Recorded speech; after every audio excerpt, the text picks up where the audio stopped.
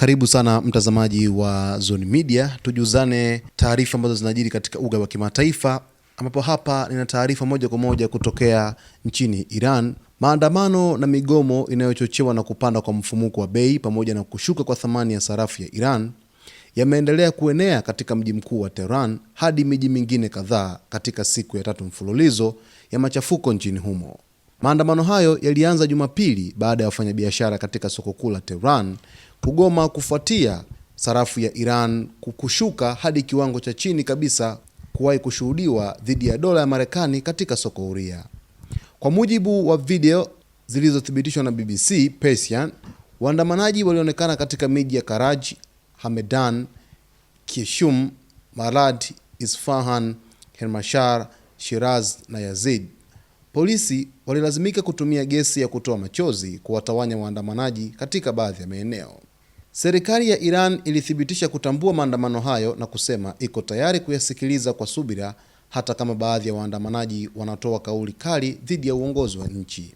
Rais wa Iran Masoud Pezeshkian aliandika kwenye mtandao wa X kwamba amemwagiza waziri wa mambo ya ndani kuanza mazungumzo ya kile alichokiita wawakilishi wa waandamanaji kwa lengo la kutafuta suluhisho la matatizo ya kiuchumi kwa uwajibikaji. Katika hatua nyingine, Rais Pezeshkian alikubali kujiuzulu kwa gavana wa Benki Kuu ya Iran Mohammad Reza Faizin na kumteua aliyekuwa waziri wa uchumi wa fedha Abdulnasir Hemati kushika wadhifa huo.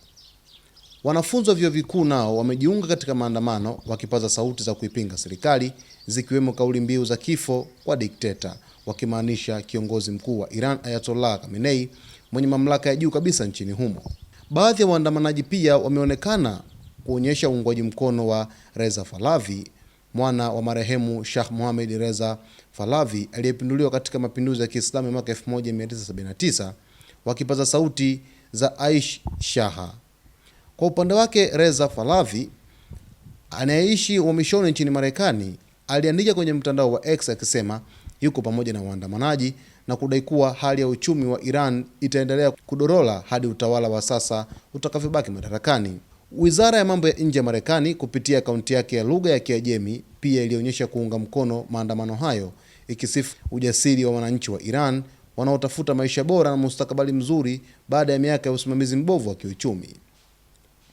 Suala la pili la Iran liliripotiwa katika ajenda muhimu katika mkutano kati ya rais wa Marekani Donald Trump na waziri mkuu wa Israel Benjamin Netanyahu uliofanyika Florida. Trump alisema uchumi wa Iran uko kwenye hali mbaya, huku wananchi wakionyesha kutoridhika.